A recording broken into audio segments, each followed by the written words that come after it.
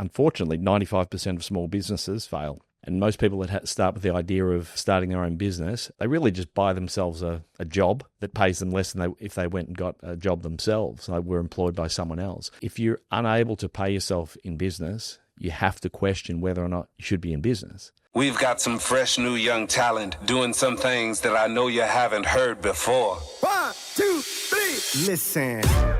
Welcome to the Young Minds podcast, hosted by Burke, Britton Financial Partners.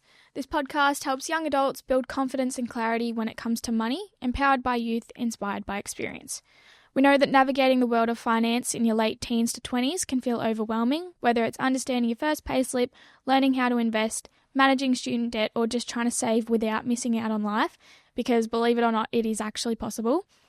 That's why this podcast is here, to make finance more accessible, more understandable, and way more relevant to your life right now.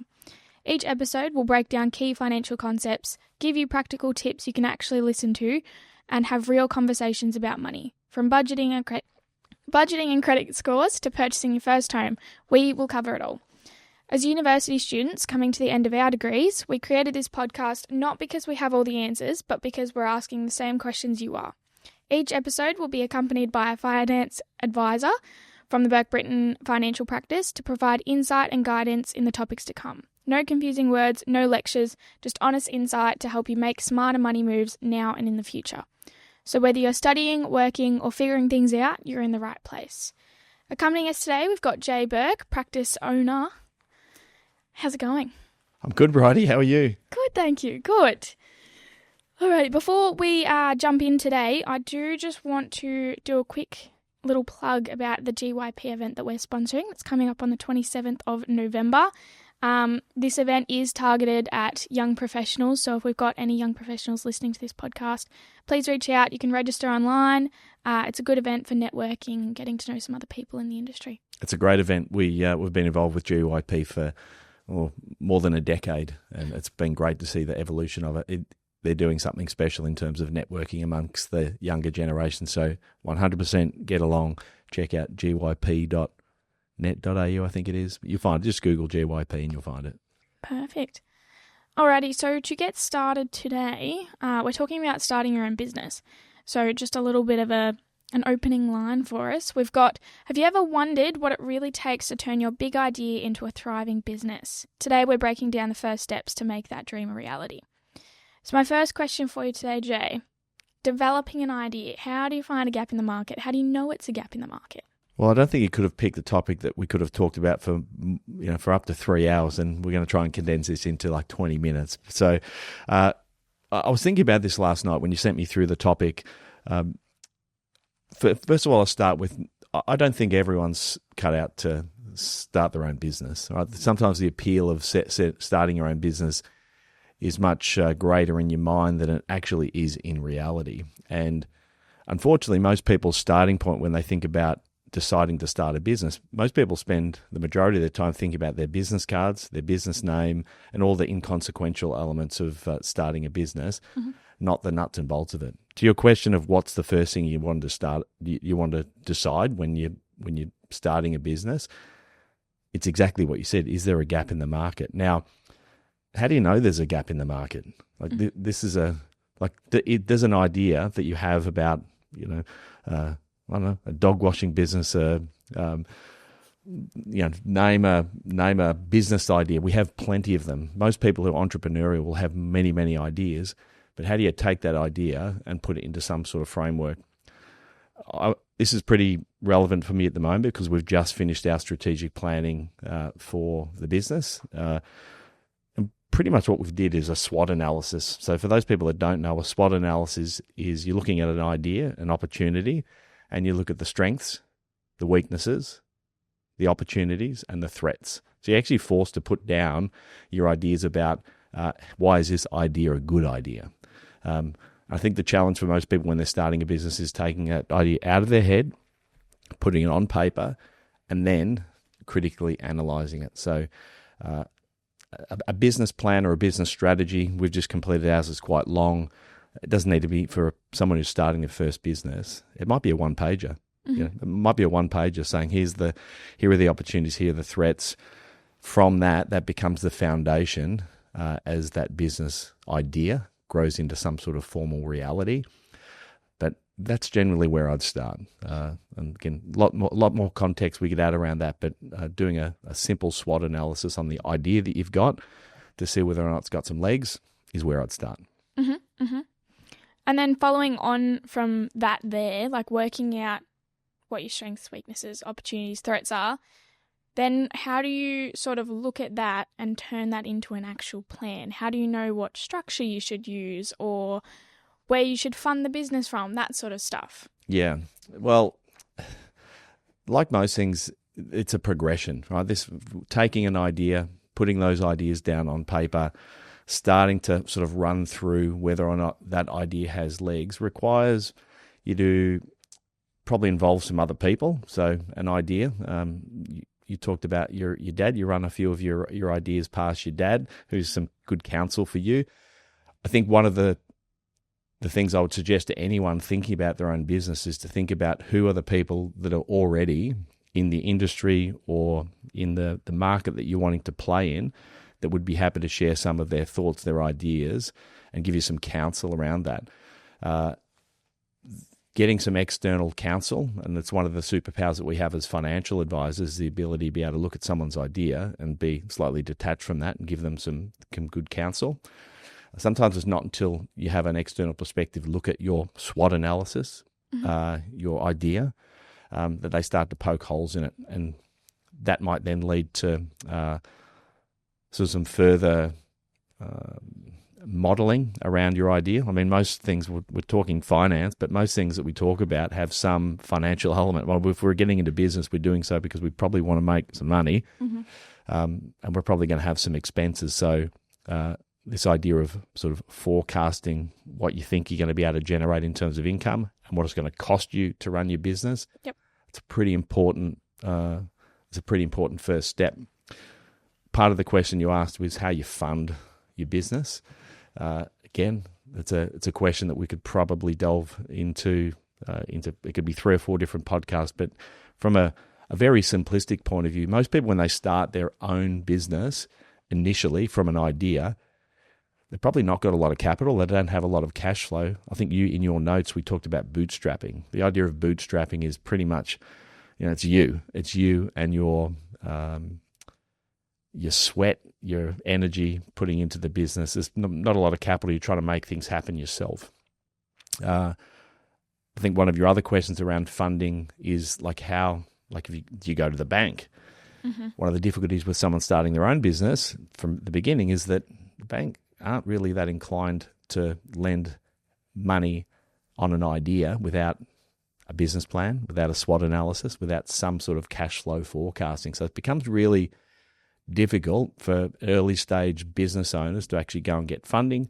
And so what we end up seeing people do is do a progression from bootstrap through to maybe using some of their own funds to fund an idea or a product or a project, maybe even leaning on friends and family if they've got a great idea.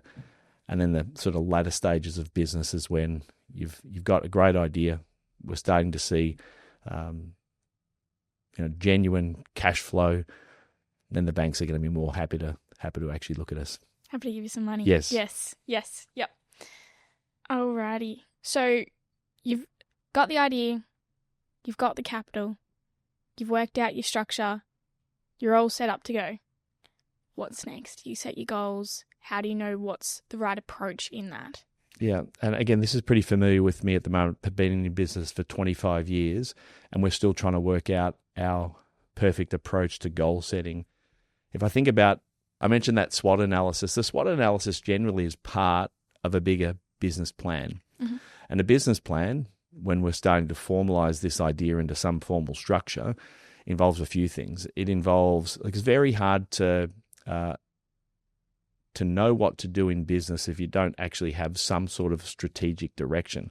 What is strategic direction? Strategic direction is kind of a vision of where you're headed.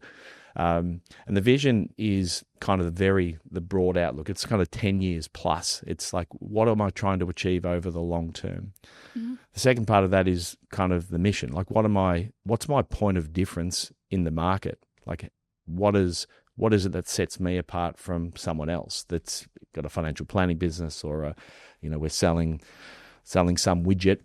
And then from our vision and our mission generally come which are kind of the strategy, come the tactics. So the tactics are, what is it that we want to achieve in the next 3 years? So what are our goals? So most business plans are broken down into that format. So SWOT analysis, vision, mission, probably values. So what are the values that we as a business or me as an individual want to uphold and be a point of difference? Then it's kind of the strategy. It's the 3-year strategic plan. Where do we expect to be in 3 years? What are the 12-month priorities that we have to lock in to actually achieve that 3-year target? And then breaking that down further to, what are we going to do in the next 3 months? What are the 3 priorities that we might have that we need to get done in the next 3 months so that we reach our 1-year strategic goal, our 3-year strategic goal? That, again, in very, very simple terms, is how we start to goal set in business. And it's not dissimilar to what we do for individual clients. Again, we look at I think you and I talked about this on a previous podcast. I saw it pop up as a reel recently. We see, how do you set goals? I think it was around budgeting. Yep. We start with what you're pointing at.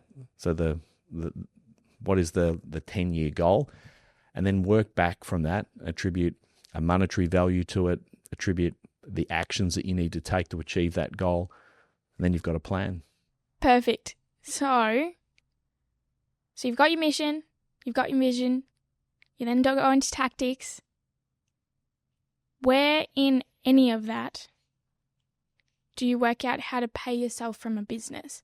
So obviously, generally speaking, when you're starting up a new business, people generally say you want to put back into the business. You don't necessarily want to take from it from the very beginning, because a business doesn't necessarily grow unless it's got the extra capital to use. So how do you know when the right time is to start taking from the business and paying yourself? It's a great question, and it's kind of the ultimate question, because most people, unfortunately, 95% of small businesses fail. Mm-hmm. And most people that start with the idea of starting their own business they really just buy themselves a job that pays them less than if they went and got a job themselves. They were employed by someone else.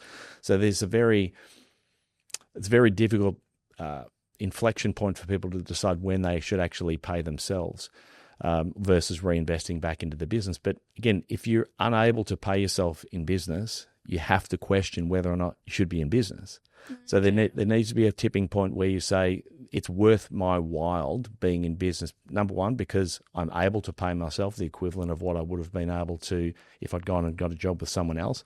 But also, there's an upside for me for taking the risk of being a business owner. There's an upside for me for having employees and having to borrow money from the bank. Yeah. I don't think there's an exact metric on exactly when you should pay yourself, but if that's not in your plan to actually draw an income from your own business, then your business plan, your business strategy needs some rework. There's got to be something that you're looking at. You have to look at differently to ensure that you actually this business can afford to pay you as an employee, as well as you have the benefit of the business growing for all the risks that you're taking as a business owner. Perfect. I've got one final question just to wrap us up, and that is, what's one mistake that most new entrepreneurs make, and how can you avoid it? Okay, so I've made plenty of mistakes in my time in business. So I've been in business for now 25 years, and I continue to make mistakes. But I think most of the mistakes begin to happen when you start to involve other people. So it's actually pretty easy when you've only got yourself to blame, or you've only got yourself to control, or you only have to report to yourself. Mm-hmm. When you start adding other people into your business, so employees, other business partners, that's when the real issues potentially arise. Mm-hmm. The biggest recommendation for people, new entrepreneurs, would be to make sure that as you start to grow and as you start to formalize your business, that you have appropriate agreements in place. What does that look like? Essentially, it's like a shareholders agreement. So if Bridie and I go into business, rather than Bridie and I just having a handshake and say, it'll be okay, Bridie and I, while things are good, we should agree what the terms should look like in the event that they're bad. Okay. So a shareholders agreement is essentially call it like a prenuptial agreement for business owners. It's almost like a will for the relationship of the business. And basically, it sets out the conditions. If this relationship goes bad, we've already agreed on what the outcome would be, how we'd separate the business, how we'd divide it up, who'd pay how much for what. And that is the biggest mistake. When people's businesses grow, businesses start informally. As soon as you start formalizing your business, it's important to not forget those business agreements, the shareholders agreements, because they will be the things that catch you out when the business is a multi-million-dollar organization. And unfortunately, a lot of entrepreneurs forget about that. Perfect. That was a good note to wrap up on. Thank you very much. Thank you, Bridie. Lovely. We hope you enjoyed today's episode. If you're keen to understand more about how financial advice could benefit you, follow us on Instagram, Facebook, and Twitter at Burke Britton FP, or Google Burke Britton Financial Partners. Check out our client reviews, testimonials, and make a time to meet one of our certified financial planners by clicking Book Now on our website. Thanks for listening. Any information contained in this podcast is of a general nature only. No account was taken as to the objectives, financial situation, or needs of any particular person. Therefore, before making any decision, listeners should consider the appropriateness of any information with regard to their particular objective, financial situation, needs, and seek independent advice from a licensed professional specific to their circumstances. All right, hit it. That translates to, don't be a moron and act on what some random person says on a podcast. Take personal responsibility, do your homework, ask questions, and speak to an actual human that knows what they're talking about before you do anything. PB Financial Solutions Proprietary Limited, trading as Burke Britton Financial Partners, are authorised representatives of AMP Financial Planning Limited, AFS, licence number 232706.